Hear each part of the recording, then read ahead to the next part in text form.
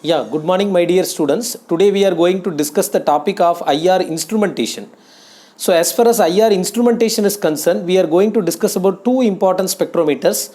One is dispersive IR spectrometer and the other one is FTIR spectrometer, which is also called Fourier transformation infrared spectrometer.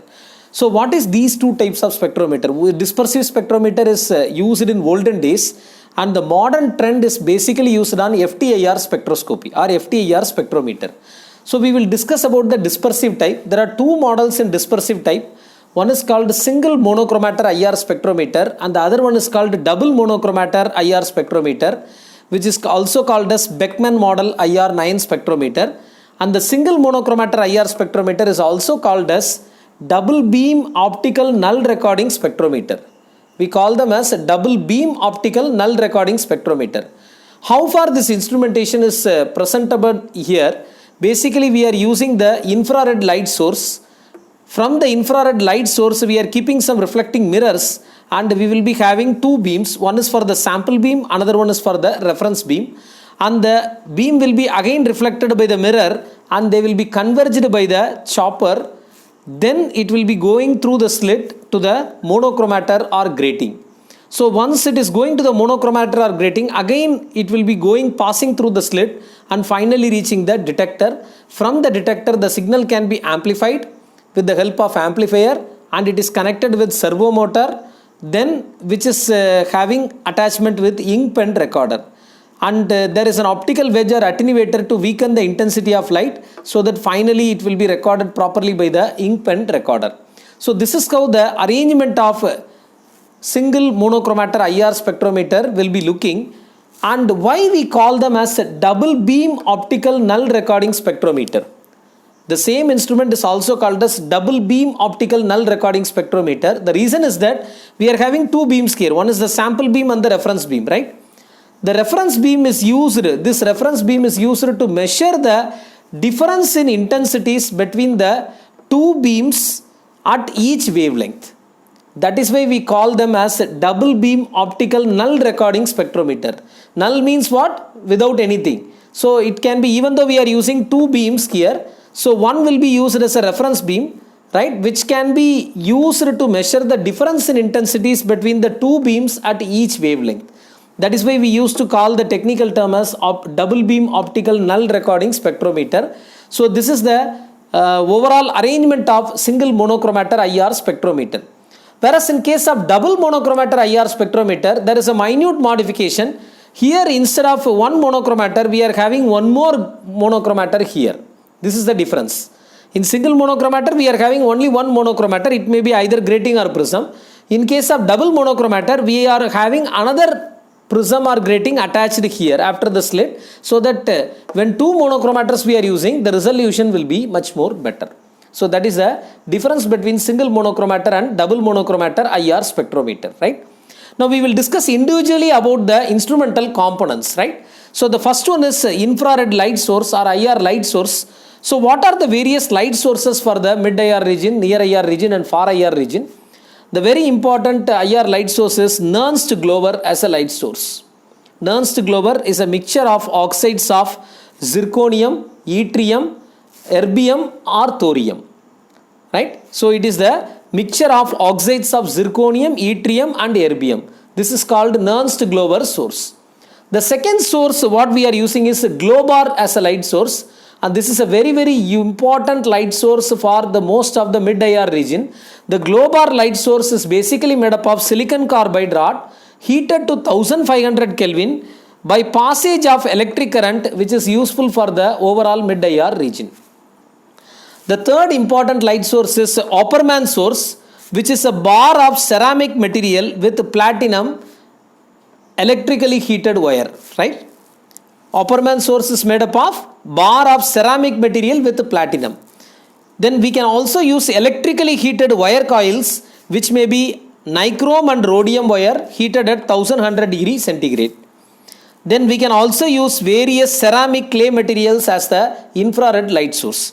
So these are the 5 important light sources we are using for the mid IR region. Whereas if you go for the near IR region, the near IR region and the far IR region, the light sources will be little variant. In case of near IR region, we are using quartz halogen lamp, as well as we are using tunable carbon dioxide laser, which is a gas phase laser, and then we are also using solid state diode laser, which is basically a gallium arsenide material we are using. Whereas in case of far IR region, the light source may be high pressure mercury discharge lamp, right? So this is the variation between near IR, mid IR and far IR light sources. Now coming to the monochromator materials, what type of monochromator we are using, grating or prism? Obviously prism, compared with the prism, grating will have more resolution. So what type of monochromator materials we are using? Most of the monochromator materials are made up of metal halides. We can use some of the examples of metal halides are potassium bromide, sodium chloride, lithium fluoride, cesium bromide and zinc selenide. So potassium bromide will cover the wavelength range from 0.25 to 26 micrometer. Sodium chloride will cover the wavelength range from 0.25 to 16 micrometer. Lithium fluoride from 0.2 to 6 micrometer and cesium bromide from 0.3 to 45 micrometer and zinc selenide from 0.5 to 22 micrometer. Now next important thing is that sample cells. We are using sample beam and reference beam we have shown. So what type of sample cells we are using? What is the material? The material used in IR spectrometer must be transparent to infrared radiation. Basically infrared radiation will not be transparent to all the moieties, right? So if you use the glass or quartz, they are not transparent to use in the IR region. Okay, for UV region it is okay, but for infrared region the glass or quartz will not solve the purpose. Therefore what we are doing, we are using some windows and sample cells polished with some ionic salts. Maybe potassium bromide, calcium fluoride, sodium chloride or zinc selenide. So this is one of the important thing. Whenever we are using any sample cells, the windows or the sample cells are polished with ionic salts such as potassium bromide, calcium fluoride or sodium chloride or zinc selenide, right? And these materials are highly hygroscopic, so we should be very careful keeping these materials in the desiccator, and then we have to use it at the time of performing the infrared spectrometer. Now coming to the detectors, what type of detectors we are using in infrared spectrometer? The detectors, there are two type of detectors we are using IR. Particularly the IR photons are not sufficient energy. They don't have sufficient energy. So we cannot convert the photons into electrons by using the simple photomultiplier tube as we use it in case of UV spectrometry. So in case of IR spectrometer, we are using the specialized detectors to detect the IR photon.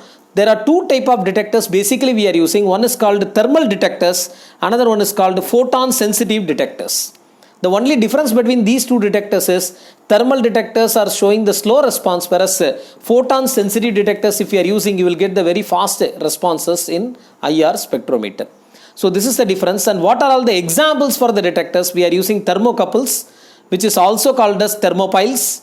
We are using pyroelectric detectors in FTIR, pyroelectric detectors. And then we are using Golay cell detector. We are using bolometer, right? Photoconductive detectors like mercury cadmium telluride, lead selenide, indium antimonide, indium gallium arsenide, as well as we can also use other detectors like thermistors, right?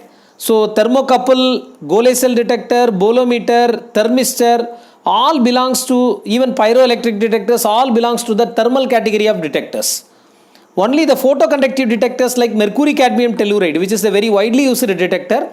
So these belongs, they will be giving a very fast response as compared with the other detectors here, right? So this is all about the various detectors used in IR spectrometry. So in the next class, we will discuss about the detectors in a little detailed manner, as well as we are also going to discuss about the sample handling procedure in infrared spectroscopy.